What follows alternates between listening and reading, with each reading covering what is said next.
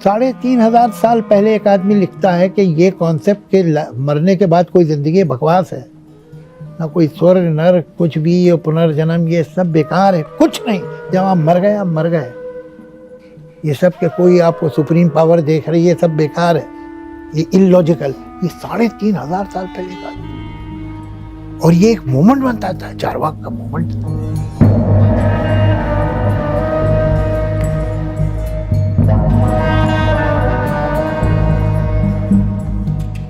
और मेरे हिसाब से जो ये किताबें हैं, जितने भी धर्मों की किताबें हैं, इनमें से कोई भी एक किताब ऐसी नहीं है जो ये साबित कर सके कि मरने के बाद कोई जिंदगी है।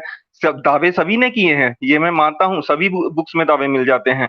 कर्म के दावे, पुनर्जन्म के दावे, आत्मा के दावे, जहाँ जन्नत के दावे सभी मिल जाते हैं, लेकिन साबित किसी ने नहीं किया, ना ही किसी ने आकर बताया।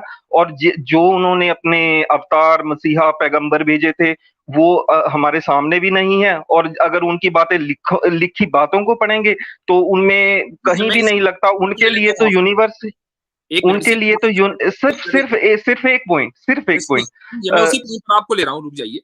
आप ये कह रहे हैं कि भाई सारे मजहब में लिखा हुआ है कि मरने के बाद जिंदगी है, लेकिन कोई भी मजहब ये साबित नहीं कर पाया कि मरने के बाद जिंदगी है। आपको किस तरह का सबूत चाहिए? यानी कोई साइंटिफिक सबूत चाहिए कि मरने के बाद जिंदगी हो, या कोई लॉजिकल सबूत चाहिए? किस तरह का सबूत आपके नजदीक काबिल कबूल होगा?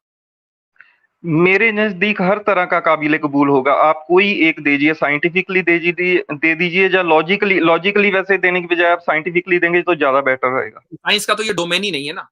साइंस ये साबित नहीं कर पाएगी कि मुझे भूख लग रही। साइंस का ये डोमेन नहीं है। तो आप साइंस से अगर हर चीज का मुतालबा करेंगे तो ये साइंस के ऊपर जुल्म है। तो साइंस के ऊपर जुल्म करना बंद कीजिए। अब मैं आपको लॉजिकल बता देता हूं। मुझे, अगर आप ये कहते हैं कि मरने के बाद कोई जिंदगी नहीं है, तो इसका मतलब तो ये हुआ ना कि हमारी ये जिंदगी जो है वो बिला मकसद है। ये तो मानते हैं ना फिर? हमारी जिंदगी को मकसद नहीं हुआ। मकसद मकसद तो वही होगा जो हम तय करेंगे। इस जिंदगी का मकसद तो वही होगा ना। नहीं, जिंदगी का जो मकसद आपने तय किया, मसलन फिर तो दुनिया के अंदर जो है केओस हो जाएगा। केओटिक जो सिचुएशन है वो तो सही नहीं हो सकती। मेरा मकसद मसलन किसी को मारना होगा, आपका मकसद किसी को जिंदा करना होगा। तो नहीं, दुनिया में जो है नहीं मुफ्ती साहब। हो जाएगी। ला महाला आपको अपनी जिंदगी का कोई ना कोई मकसद तय करना होगा कि ये जो जिंदगी का, देखिए एक मिनट में आपको और बता दूं कि जिंदगी जो है एक सफर है। मान लीजिए आपका मकसद जो है मसलन दौलत कमाना है, तो क्या आप जितनी भी दौलत कमा लें, आप उसको ये कह सकते हैं कि नहीं जी अब मजीद की मुझे जरूरत नहीं, ये ख्वाहिश नहीं है। ख्वाहिश तो आपको मजीद की तब भी रहेगी या नहीं रहेगी? चाहे आप तो बिल गेट्स बन जाएं, आप एलन मस्क बन जाएं, ख्वाहिश आपको तभी की इतनी भी रहेगी हमेशा। अगर ख्वाहिश खत्म हो जाती तो एलन मस्क छोड़ देता सब काम के, चलो भाई अपना घर बैठो, इतनी दौलत तो हो गई है। तो तो मुफ्ती साहब, ऐसे तो आखिरत के चक्कर में जो दूसरों का कत्ल कर देते हैं, उनकी जिंदगी का मकसद तो दूसरों को मारना हो जाता है। ऐसे तो ये ये बात बात आप दूसरी पर हो भी गई। फिट बैठती है। ये बात दूसरी हो गई है। ये बात आप बिल्कुल मौजू से हट गए हैं। मैं सिर्फ ये कहना चाह रहा हूं कि एक आदमी अगर दिल्ली से मुंबई जैसा सफर करता है जो चंद घंटों पर है, उसका कोई ना कोई मकसद जरूर होता है। वो बगैर मकसद 1 इंच नहीं हिलता। चाहे वो अपने दोस्तों से मिलने जा रहा हो, अच्छा हो बुरा हो कुछ भी हो, मकसद जरूर होता है। लेकिन जब एथीस्ट से हम बात करते हैं कि आपकी जिंदगी का मकसद क्या है, तो वो ये कहता है कि इस जिंदगी का कोई मकसद नहीं है, ये बिला मकसद शुरू हुई तो बिला मकसद खत्म हो जाएगी। तो जब नहीं, एक नहीं, छोटा नहीं, सा सफर, जी, ऐसा नहीं होता। मेरे लिए, मैं शुरू से ही एथियस्ट हूँ। एथियस्ट का इंसानियत पसंद हूँ। और मेरे लिए सभी एक बराबर हैं। तो मेरे लिए तो ऐसा नहीं है कि मेरी जिंदगी का कोई मकसद ही नहीं है। अगर मुझे दिखता है कि मरने के बाद मेरे लिए कुछ भी नहीं है, इसका मतलब ये थोड़े ना कि मेरी इस जिंदगी का मायना ही खत्म हो गया, कि मैं जीने की आस छोड़ दूं। नहीं, नहीं, मैं आपने भी बाकी आप गलत समझे। मैं वो नहीं कहना चाह रहा था। जिंदगी के माना अलग है, जिंदगी का मकसद अलग है। अगर देखिए हमारी जिंदगी का कोई बड़ा मकसद नहीं होगा जो हमारी जिंदगी के ऊपर हो, यानी हमारी जिंदगी को डिक्टेट करे, तो इस दुनिया में जस्टिस जो है वो पॉसिबल नहीं है। मिसाल के तौर पर मैं एक मिसाल आपको देता हूं कि मसलन किसी आपकी फैमिली में कोई दूर परे का हो या कोई भी हो, मसलन आपके साथ कोई हादसा हो गया, लेकिन उस हादसे को जो कॉज करने वाला है वो कल्प्रिट आपको नहीं मिल रहा है। आप, या मसलन एक माँ है, उसका बच्चा जो है बचपन में मर गया। अब वो इस गम में जिएगी कि इस बच्चे से मेरी कभी मुलाकात नहीं होगी, और इस पेन का, इस गम का जो मुझे इसका कोई रिवॉर्ड मिलने वाला नहीं है। लेकिन वर्सेस उस मुसलमान के या उस बंदे के जो खुदा पे यकीन रखता हो और आखिरत पे यकीन रखता हो, अगर उसके साथ कोई हादसा हो जाता है और हादसा करने वाला कोई दूसरा इंसान है, तो उसको यकीन है कि अगर मैं इस इंसान को इंसाफ के कटहरे में यहां नहीं ला सका, तो आखिरत में मुझे इंसाफ हर हाल में मिलेगा। तो ये जो इंसाफ का जो कॉन्सेप्ट है, जो यूनिवर्सल कॉन्सेप्ट है, वो उसी सूरत में जिंदा रह सकता है जबकि आप किसी खुदा के ऊपर, एक सुपर नेचुरल के ऊपर बिलीव करें। अगर आप सुपर नेचुरल पे बिलीव नहीं करते हैं तो जो इंसाफ का यूनिवर्सल कॉन्सेप्ट है वो खत्म हो जाएगा, कभी नहीं रहेगा बाकी। लेकिन इस हिसाब से तो हम ज़्यादा पावरफुल हुए, क्योंकि अगर मेरे साथ कुछ गलत होता है, मुझे सच्चाई का तो पता ही है कि चलो ठीक है, जो होना था वो हो चुका है। अब वो मेरे हाथ में नहीं था, ना ही मैं उसको ठीक कर सकता हूँ और ना ही मैं उसे होने से रोक सकता हूँ। लेकिन मैं अपने आप से तो एटलीस्ट मैं फेयर तो चल रहा हूँ कि मुझे पता है कि सच जो हुआ है वो सच हुआ है, इसके बाद कुछ नहीं होगा। क्योंकि सबूत कौन देगा इस बात का कि बाद में कुछ होगा? कोई इंसाफ देने वाला बैठा है, कोई आकर बताए ना, तभी तो माने। ये रैशनल साहब, ये जो आप फेयर चल रहे हैं ना, ये फेयर चलना आपकी मजबूरी है, क्योंकि आपको पता है, आपने ये वर्ल्ड व्यू बना लिया है कि आगे कुछ होने वाला नहीं है। अब अगर मेरा कोई नुकसान करके चला गया तो मैं उसको इंसाफ के कटहरे में तो ला नहीं सकता, क्योंकि मुझे मालूम नहीं है कि मेरा नुकसान किसने किया है, मैं उसको कैसे पकड़ूं। लिहाजा अब मुझे ये सब्र करके बैठना पड़ेगा कि भाई मेरा जो नुकसान हुआ हुआ, अब मैं कुछ नहीं कर सकता। लेकिन अगर आप खुदा पर यकीन रखेंगे तो आपको ये मालूम होगा कि मेरा जो नुकसान है ना, वो मैं हमेशा यानी इसकी भरपाई कहीं ना कहीं होगी। आज नहीं होगी तो अगली जिंदगी में होगी, और वो खुदा उस कल्प्रिट को मेरे सामने लाकर खड़ा करेगा कि जिसने मुझे नुकसान पहुंचाया है। ये ज्यादा आपको बेहतर लगता है, या ये इस एहसास के साथ जिंदगी गुजारना कि जी मेरा नुकसान हो गया, अब उसकी कोई भरपाई नहीं हो सकती? कौन सी चीज ज्यादा बेहतर है? बेहतर चाहे जो भी हो, लेकिन हमारे पास जब तक किसी बात का सबूत ही नहीं है, ऐसे तो मैं ये सोचकर बैठ जाऊं कि मैं इस जन्म में मरकर अगला जन्म लेने वाला हूं, तो मैं ऐसे करता हूं, आज ही सुसाइड कर लेता हूं, अगला जन्म कोई अच्छा जन्म मिल जाएगा, अगर मैं हिंदू कॉन्सेप्ट के हिसाब से चलूं। और अगर फिर तो मैं यही सोचकर मर जाऊं कि चलो मुझे अगला जन्म शायद अच्छा मिल जाए, अगले जन्म में मैं फिर से मर जाऊं, चाहे अगला, ऐसे तो मैं हिंदू कॉन्सेप्ट क्योंकि की बात नहीं करता हूं, लेकिन इस्लामिक कॉन्सेप्ट में तो ये है कि आप सुसाइड नहीं कर सकते हैं। जो सुसाइड करेगा वो गुनाह करेगा। तो एक आदमी अगर ये सोचे कि यार जो सुसाइड करके जल्दी जन्नत पे पहुंच जाओ, वो जन्नत में नहीं पहुंचेगा, सीधा जहन्नम में जाएगा। दूसरी बात ये है कि आप किसी भी चीज को जब ये देखते हैं, किसी भी चीज को राइट और रॉन्ग अगर समझते हैं, यानी मॉरल समझते हैं, तो ये देखते हैं कि किस चीज में ज्यादा नफा है। यही यूटिलिटी आर्ग्यूमेंट।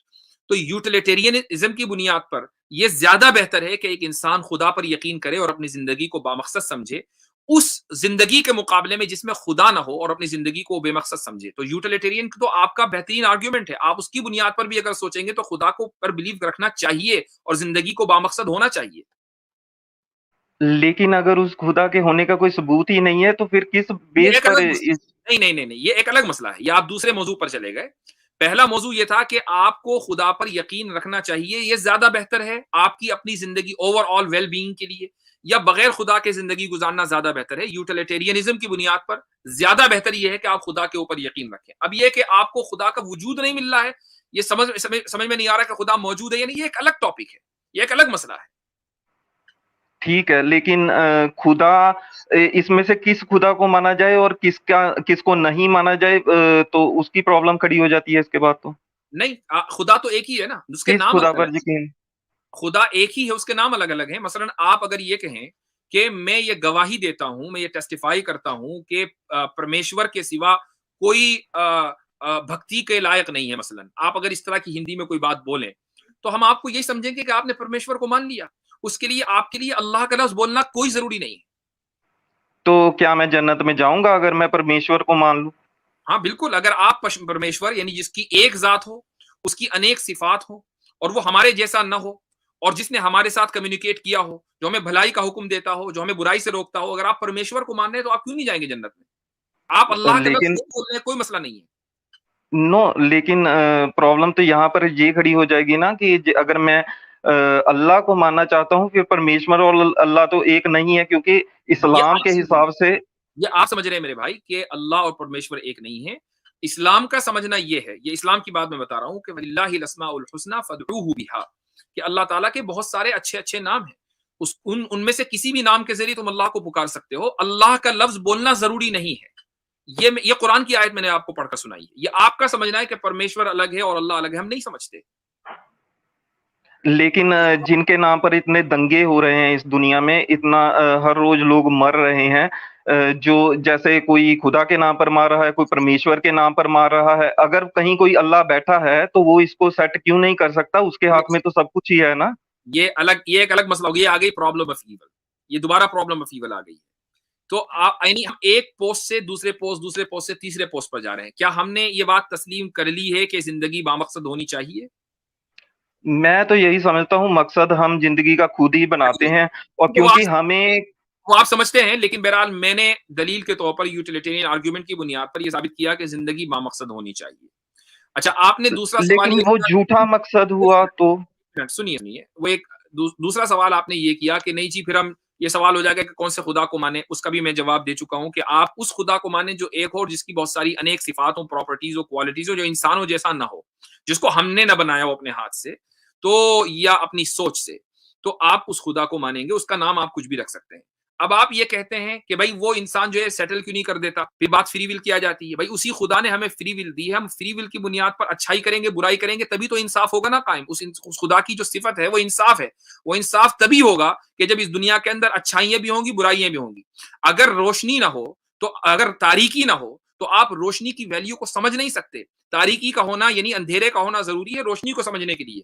इसीलिए अच्छाई को समझने के लिए बुराई का होना जरूरी है। कुछ लोग ऐसे होंगे जो जुल्म करेंगे, तभी आपको इंसाफ करने वाले समझ में आएंगे। तो जब ये अच्छाई और बुराई दोनों होंगी, तब जाकर अल्लाह के यहाँ इंसाफ होगा, और तभी जिंदगी बामकसद होगी। तो अच्छा इस हजरत, हिसाब से मैं तो इनसे एक बात एवोल्यूशन करना चाह रहा गलत हूँ। है सर।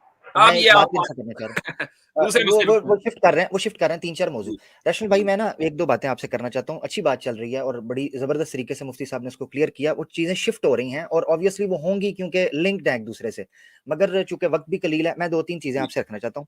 2 टॉपिक्स यहाँ पर डिस्कस हुए हैं थोड़ा कदर तफसील से। एक है खुदा का वजूद, यानी कोई बनाने वाला है, खालिक है।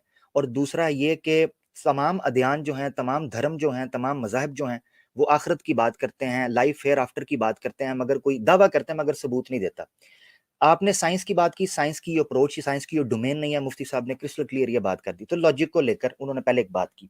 मैंने आपको एक सिंपल लॉजिक के जरिए समझाता हूँ। मैं आपसे एक सवाल पूछता हूँ, क्या आप पॉसिबिलिटी का इनकार कर रहे हैं, या आप ये कह रहे हैं कि कोई वहां से वापस आए तो बताए? यानी आप एम्पिरिकल एविडेंस की बात कर रहे हैं, सॉलिड एविडेंस की बात कर रहे हैं, या आप पॉसिबिलिटी का भी इनकार कर रहे हैं? आप मेरी बात समझे? पहले तो मुझे ये बताइए रशनल भाई, आखिरत की जिंदगी का। जी जी जी, मैं समझ गया, लेकिन जब तक हमारे पास कोई सबूत ही नहीं होगा तो उस चीज को मानने का क्या फायदा है। हाँ, मैं आपको बताता हूँ। मुझे अच्छा ये आमिर बताइए भाई, कि आप, मैं 2 मिनट के लिए जरा इजाजत चाहूंगा, आप प्लीज ठीक बात करें। ठीक है, ठीक है, ठीक है। अच्छा, मुझे ये बताएं, सबूत आप पॉसिबिलिटी का इनकार कर रहे हैं, या आप कह रहे हैं कि पॉसिबल तो है मगर इसका सबूत, सॉलिड एविडेंस नहीं है? ये मैं जानना चाह रहा हूं आपसे। मैं ये यकीन रखता हूँ कि जितने भी रिलीजन्स के गॉड हैं उनका होना तो नामुमकिन है, ये तो मैं नहीं नहीं नहीं, हंड्रेड मैं परसेंट गॉड की श्योर बात हूँ। देखें, वही ये देखें ना, मैं ये शिफ्ट गॉड हुआ ये पर, टॉपिक। मैं गॉड की बात नहीं गॉड कर रहा ये ना। एक वही मिनट, क्लियर एक करने जा रहा हूँ। मैंने आपसे सवाल क्या पूछा है? मैंने आपसे सवाल क्या पूछा है? आ- आपका जो मेन आपने सवाल पूछा था है ना, कि वो आखिरत के, मैंने ये कहा नहीं जी नहीं नहीं, मैं गॉड के वाले से नहीं पूछा। मैंने कहा है कि जो लाइफ हेयर आफ्टर है, मरने के बाद की जो जिंदगी है, जिसके सारे धर्म क्लेम करते हैं, मैं उस पर अब एक लॉजिकल ग्राउंड आपके सामने रखने लगा हूं। एक तो मुफ्ती साहब ने रखा यूटिलिटेरियन या यूटिलिटेरियनिज्म के आर्गुमेंट को रखा, जो लॉजिकल ग्राउंड के ऊपर है कि आप बिल औला और अदना के तरीके से देखते हैं कि किसको इख्तियार करना चाहिए। मैं आपसे लॉजिक के एक दूसरे आर्गुमेंट के तौर पर रखूंगा, मगर मैं ये जानना चाह रहा हूं कि क्या लाइफ हेयर आफ्टर या आखिरत की जिंदगी या मरने के बाद की जो जिंदगी है, आप इसके इम्कान का रद्द कर रहे हैं, या आप ये कह रहे हैं चूंकि ठोस सबूत नहीं इसलिए मैं मानता नहीं? ये 2 चीजों में आपने मुझे इस पर बताना है। इम्कान का रद्द है यानी उसकी पॉसिबिलिटी का रद्द है, या उसका एम्पिरिकल एविडेंस का रद्द है? मेरी अभी तक की नॉलेज के हिसाब से तो मुझे कोई पॉसिबिलिटी नजर नहीं आती, लेकिन हाँ, अगर ये हो तो ये अच्छा ही होगा। मैं ये नहीं बोल रहा कि वो गलत है, क्योंकि अगर मैं इंसानियत पसंद हूँ, मैं भी जीना चाहता हूँ। हर बंदे के अंदर जबरदस्त, ये जबरदस्त, सारे रिलीजन तो इसीलिए बने हैं ना कि बंदे को जबरदस्त। बाद की लाइफ का बताया जाए। लेकिन अगर उसका कोई मुझे सबूत ही नजर मैं अब नहीं आपको आएगा तो बताता हूँ, मैं मैं उसे आपको कैसे मान लूं। मैं लॉजिकल आर्गुमेंट आपको देता हूँ। देखो, एक तो ये मैंने सबूत का पता है आपसे क्यों पूछा है, कि एक 2 चीजें होती हैं कयामत के बारे में। या तो आप, यानी किसी ऐसी चीज के बारे में जो माबाद तबी मेटाफिजिक्स से ताल्लुक रखती है या सुपर इंटेलिजेंस से ताल्लुक रखती है, मैं अभी उधर नहीं जा रहा, आखिरत को फोकस करते हो, लाइफ हेयर आफ्टर को। तो उसमें 2 चीजें ही हो सकती थी जो मैंने ऑप्शंस आपके सामने रखी। नंबर 1, या तो आप ये कह सकते हैं कि ऐसी पॉसिबिलिटी है ही नहीं, ऐसी चीज मुमकिन नहीं है। वो आपने कहा नहीं, ऐसा मैं नहीं कह रहा कि मुमकिन नहीं, बल्कि मैं ये कह रहा हूं कि हो जाए तो ज्यादा बेहतर है। यानी आपने हाफ चीज उसको मानना।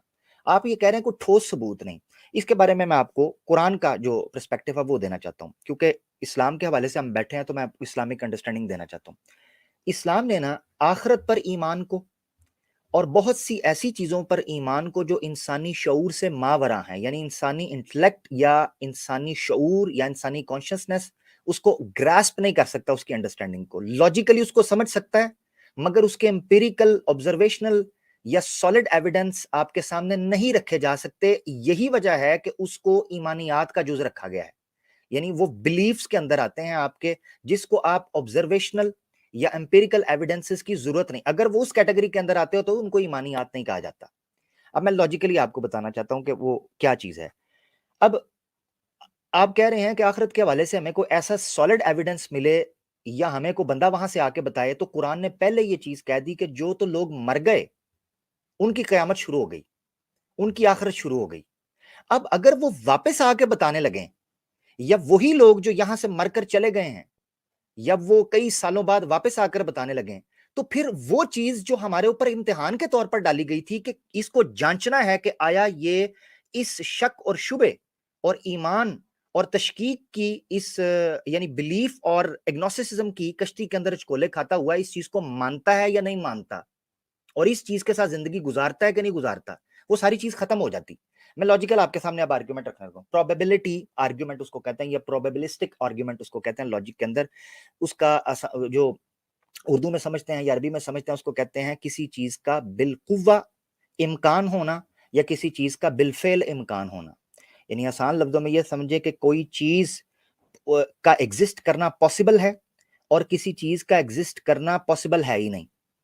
तो आखिरत के बारे में हम आपको ये चीज बताएं कि उसका एग्जिस्ट करना पॉसिबल है। उसकी दलील क्या है? ये जो जिंदगी है जो इस वक्त हम जी रहे हैं, इसमें तो किसी का कोई शक नहीं कि ये वजूद में आई है। ये नामुमकिन हो ही नहीं सकता कि जिसने ये जिंदगी वजूद में दी है वो कोई और जिंदगी वजूद में ना दे सके। ये नामुमकिनात में से है ही नहीं। जब ये चीज प्रैक्टिकली यही तो हमारे प्रॉब्लम सामने जी यही तो प्रॉब्लम आ जाती है कि हमें कैसे पता कि जिंदगी किसी ने दी है या अपने आप बनी है, क्योंकि एवोल्यूशन तो हमें मैं यही मैं बताता है नहीं कि मैं जिंदगी आपको एक सिंगल मैं सेल अभी से किस चीज शुरू पे होकर फोकस यहाँ कर रहा हूं, तक पहुंची मैं है। आपको बता रहा हूं, ये जिंदगी जिसने भी दी है, अभी ये बात ही नहीं हो रही। अभी बात पता है क्या हो रही है कि क्या लाइफ हेयर आफ्टर हो सकती है, क्या इसके इम्कान के ऊपर बात हो रही है। अभी ये नहीं हो रही कि जिंदगी दी किसने है किसने नहीं दी। मैं ये कह रहा हूं कि जिसने भी दी, कैसे भी आई, चलो मैं मान लेता हूं मुल्हिद कहते हैं एक्सीडेंटली ये हमारे पास आई, ठीक है ना, एक्सीडेंटली। क्या ये एक्सीडेंट दोबारा नहीं हो सकता? क्या पॉसिबल नहीं है? मैं तो बात कर रहा हूं एक्सीडेंट पॉसिबिलिटी के ऊपर। एक्सीडेंट हो सकता है, लेकिन मैं दोबारा नहीं होऊंगा ना। जबरदस्त, वो मैं जबरदस्त, अगर जबरदस्त। नहीं ये इतने इसके अरबों नहीं सेल्स इसके में लिए से बना इसके लिए नहीं, इसके लिए एक एक आपको एक जवाब, इसके लिए आपको एक कोई स्ट्रांग इसके लिए आपको कोई स्ट्रांग लॉजिकल पॉइंट चाहिए कि आप ये कह सकें कि मैं नहीं होऊंगा। हो सकता है आप हों। मैं बताता हूँ क्यों। क्योंकि जब जिस सीमन से मैं बना था, ठीक है, उसमें करोड़ों और सेल्स भी दौड़ दौड़ रहे थे जिंदगी की रेस में। उनमें से एक मैं था जो यहाँ तक पहुंचा। अगर कोई और जीत जाता, चाहे वो दिखता मेरे जैसा ही, चाहे उसके तो थोड़ा बहुत मुझसे मिलता जुलता भी होता, लेकिन वो एग्जैक्टली मैं नहीं होता। ठीक यही है, तो मैं कहना जबरदस्त। चाहता हूँ कि अब मैं आपको बताता हूं, मैं आपको उसकी पॉसिबिलिटी भी करता हूं। साइंस इस वक्त, आपने कहा था ना साइंटिफिक, साइंस इस वक्त कार्बन कॉपीज के ऊपर काम कर रही है। ऐसी चीज जो आपके डीएनए से डिट्टो बंदा आपका, और इसको इलीगल कर दिया गया बाय द वे, ठीक है, अगर आप स्टडीज पढ़ें कि वो किस तरीके से जो जिनोम की स्टडी है, जो सेलुलर बायोलॉजी की स्टडी है, उसके ऊपर बकायदा जो आपकी नेशनल सिक्योरिटी एजेंसीज है वो नजर रखे हुए हैं, अंडर सर्वेलेंस रखे हैं, कि वो नहीं ऐसी कोई चाहते जो नेशनल इंटरेस्ट को या ग्लोबल इंटरेस्ट को या सिक्योरिटी को थ्रेट कर सके, तो उसको अंडर सर्वेलेंस रखे हुए हैं। साइंस इस वक्त इस जगह पर पहुंच चुकी हुई है कि वो डिट्टो एक बंदे की जगह दूसरा बंदा खड़ा, डिट्टो वही आवाज, वही बंदा, वही डीएनए, वही सारी चीजें, इसके ऊपर काम साइंटिफिकली चल रहा है।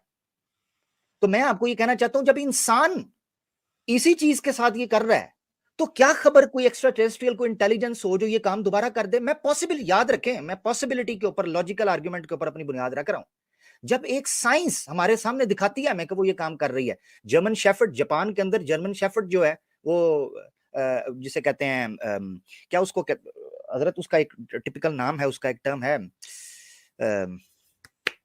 खैर मैं जिन एक चीज का इजाफा और करना चाहूंगा, आप इतने सोचें कि जिन्होंने कहा ना कि लाइफ का आगाज सिंगल सेल से हुआ है, अगर इसको मान भी लें कि 100% ये सही है, तो ये तो तेन ये कैसे साबित होगा कि उस सिंगल सेल ने खुद ही डिसाइड किया कि अब मुझे डबल सेल में होना है या आगे बढ़ना है? यानी वो गाइडेड क्यों नहीं हो सकता? वो अनगाइडेड हो, क्योंकि ये कैसे? वो परिस्थितियों ये के असल में हिसाब टॉपिक से दूसरी होता है तरफ, ना। मतलब ये टॉपिक दूसरी तरफ ले जाएंगे ना, मैं इसलिए उस हाँ, तरफ ये जाना बात नहीं चाह दूसरी रहा तरफ चली जाएगी, मैं ठीक है। हाँ, यानी वो चली जी, जाएगी उस तरफ और उस पर वो दलाल, मैं इसलिए चाह रहा था कि ये उसी पॉसिबिलिटी पर रहे कि ये एक्सीडेंट ही है, मुझे उससे कोई मैं असल में ना वो टर्म मुझे एकदम मेरे ज़हन से स्किप चलिए कर खैर, गई है, वो मसला बड़ी नहीं स्ट्रिक्ट टर्म है। जी। अच्छा खैर, जापान के अंदर जर्मन शेफर्ड के ऊपर वो तजर्बा उन्होंने किया कामयाब, ठीक है, उसको उन्होंने खड़ा किया, उसके लिए क्या नाम मेरे ज़हन से निकल गया, वो नाम ही नहीं आ रहा, ज़हन से निकल चलें, गया, खैर मसला बार नहीं।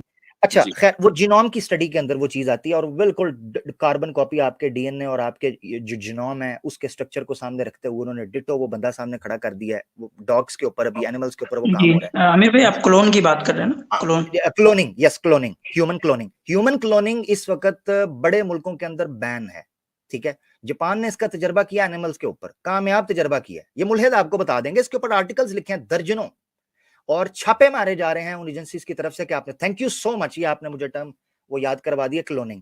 तो ह्यूमन क्लोनिंग क्यों बैन की गई है? इसलिए बैन की गई है रैशनल भाई कि वो तो डिट्टो एक बंदे के सामने दूसरा बंदा खड़ा कर दिया था, डिट्टो वही डीएनए।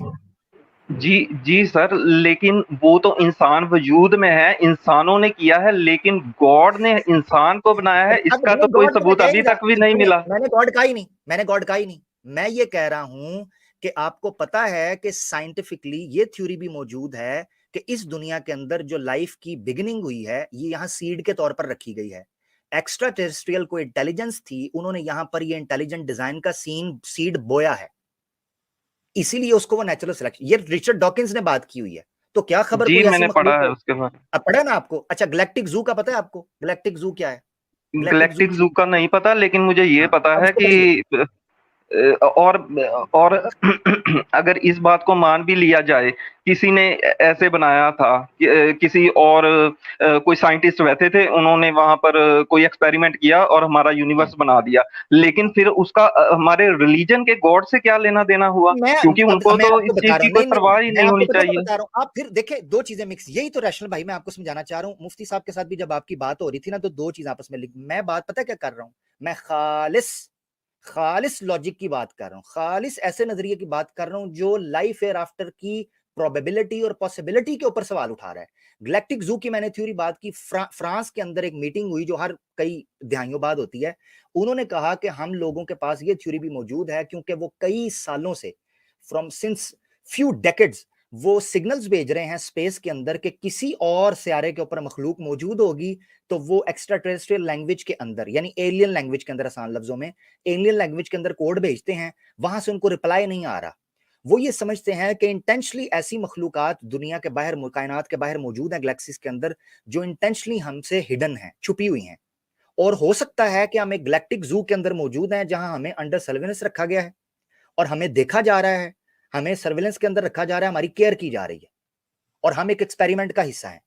मैं ये कहना चाहता हूं कि जब हम यही बात कहते हैं कि ये अल्लाह की जात ने हमें एक्सपेरिमेंट के लिए रखा है, एक एक्सपेरिमेंट था जो ये हो रहा है और इसी तरह वो हमें दोबारा जिंदा करेगा, वो हमारी पूरी की पूरी मेमोरी को अपलोड करेगा, वहां पर सर्वर्स मौजूद हैं जहां हमारे एक एक काम का डाटा मौजूद है। साइंस जब ये थ्योरीज पेश करती है तो so glittery and so science glamorous नजर आती है। साइंस थ्योरी जब पेश करती है ना तो सभी सारी जानकारी देती है कि ऐसे ऐसे हुआ था, ऐसे ऐसे जानकारी होगा, अल्लाह भी दे रहा है लेकिन ना, गॉड ने अल्लाह कहाँ ने किताबों में लिखा है कि ब्लैक होल देखिए, भी थे? गैलेक्सीज के बारे में कौन सी नॉलेज की दी है? नहीं किस मेरी बात किताब में सुने, दी है? मेरी बात सुने, कहाँ जो डायरेक्टली नॉलेज, लिखा है जैसे साइंस ने जो बताया है? मेरी बात सुने, वैसे साइंस कहाँ लिखा है? साइंस इस्लाम की अगर डोमेन, अगर अल्लाह की जो भेजे हुए दीन की डोमेन ब्लैक होल, गैलेक्सीज, ठीक है, और इंसान के गुर्दे में दर्द हो तो दवाई कौन सी देनी है, या माइग्रेन शुरू हो जाए तो दर्द दवाई कौन सी देनी है, अगर तो इसकी डोमेन ये होती, वो खुद कहता है कि मेरे आने का मकसद क्या है, वो कहता है मेरे आने का मकसद ये है, अल्लज़ी खलकल मौत वल हयात लियब्लुवकुम अय्युकुम अहसनु अमला, अल्लाह ने इस सर्कल को इसलिए पैदा किया था ताकि वो तुम्हारे आगे के मामले को ठीक कर सके, जो परमानेंट लाइफ है, कभी ना खत्म होने वाली जिंदगी है, ये चंद टके की 60 साल की जिंदगी है, ये एक एक्सपेरिमेंट था, खुदा खुद कुरान के अंदर कहता है, इसलिए उन लेकिन चीजों को हमारे लिए तो ये चलिए, मेरे ख्याल से काफी टाइम हो गया है और जो हमें कहना था वो हमने कह दिया है। रैशनल साहब मेरे ख्याल से मुफ्ती साहब, रैशनल साहब आप मैं इनके जाने से पहले मैं एक इनको सवाल देना चाहूंगा जी कि देखें, आपके आपके वर्ल्ड व्यू के हिसाब से इस दुनिया में लोग जिंदा हैं, इसके बाद कोई जिंदगी नहीं है, लेकिन वो जुल्म भी कर रहे हैं और उसका जस्टिस भी उसको नहीं मिल रहा है। और हमारे वर्ल्ड व्यू के हिसाब से इस दुनिया में आप जितना भी अनफेयर कर लें, कुछ भी कर लें, एक दिन जस्टिस होना ही है। तो आप इसको कंपेयर करिए कि हमारा वर्ल्ड व्यू ज्यादा जस्ट है, ज्यादा अदल इंसाफ पे मबनी जी है, जी, या सिर्फ आपका वर्ल्ड एक व्यू सेकंड ज्यादा। दीजिएगा मुझे बोलने के लिए। आप इसको मैं सोचिएगा यही खुद से, कहना फिर इंशाल्लाह चाहूंगा इस पे बात करेंगे कि अगली नहीं, स्ट्रीम में। मैं जवाब देना चाहूंगा इसका, एक सेकंड दीजिएगा। प्रकृति जो है ना, उसमें कोई ये चीजें नहीं होती। ये चीजें हम इंसानों ने इसलिए बनाई है क्योंकि हमारी कॉन्शियसनेस का लेवल उस स्तर तक पहुंच गया था कि हम इन चीजों को समझ सकें कि दुख दर्द क्या होता है और किसी को मारना। ये हमने सोसाइटी ऐसी तैयार की है, इस वजह से हमें ये चीजें परेशान करती हैं कि अगर किसी ने जुल्म किया तो उसकी सजा उसे नहीं मिली, वो ऐसे ही मर गया, चलो किसी के ऊपर छोड़ देते हैं कि मरने के बाद इसका इंसाफ मिलेगा। लेकिन चलिए बहुत बहुत शुक्रिया। बाय द वे आपकी इस बात का मुख्तसर जवाब दे दूं कि जो इंसान तैयार करता है वो सब्जेक्टिव मोरालिटी होती है और उसमें इख्तिलाफ होता है, और जो सारी दुनिया जिसके ऊपर इत्तफाक रखती है उसको हम ऑब्जेक्टिव मोरालिटी बोलते हैं। इंसाफ एक ऐसी प्रॉपर्टी और एक ऐसी चीज है कि जिसको हम ऑब्जेक्टिव मोरालिटी मानते हैं, सारी दुनिया उसके ऊपर मुत्तफिक है। उसको चंद इंसान बैठकर क्रिएट नहीं कर सकते, वो पॉसिबल नहीं। कभी चंद दूसरे इंसान ये कहते हैं कि नहीं हम इंसाफ के मुकाबले में कोई दूसरी प्रॉपर्टी लेकर आएंगे या कोई दूसरी सिफत लेकर आएंगे, तो बुनियादी तौर पर ये चीज गलत है। तो बहरहाल आप तशरीफ लाए रैशनल साहब, बहुत बहुत शुक्रिया। अच्छा, हमारे एक आसन कुरैशी साहब है, बार बार उन्होंने मैसेज भेजा, आई एम सॉरी मैं आपको कैसे लूं जब आप यहाँ बैक स्टेज पर मौजूद नहीं है। अगर आप यहाँ होते तो मैं आपको ले लेता, क्योंकि आप नहीं है तो, और लिंक मैंने आम किया हुआ है, पिन किया हुआ है, तो आपको चाहिए था कि आप कोशिश करके आ जाते तो मैं आपको ले लेता इंशाल्लाह नेक्स्ट टाइम। रशनल साहब आप आए, बहुत अच्छा लगा कि एक बहुत सिविलाइज मैनर में गुफ्तगू हुई है, गुफ्तगू ऐसी ही होनी चाहिए। इंशाल्लाह नेक्स्ट टाइम आए। हमारे कैसर राजा साहब भी स्ट्रीम करते हैं सैटरडे को, तो उनकी स्ट्रीम पर भी आप जाएं। मैं संडे को लाइव होता हूँ यूजुअली, तो आप संडे को आ सकते हैं। तो इस तरीके से जब गुफ्तगू होती है, एक डायलॉग आगे बढ़ता है तो अच्छा लगता है। बहुत बहुत शुक्रिया।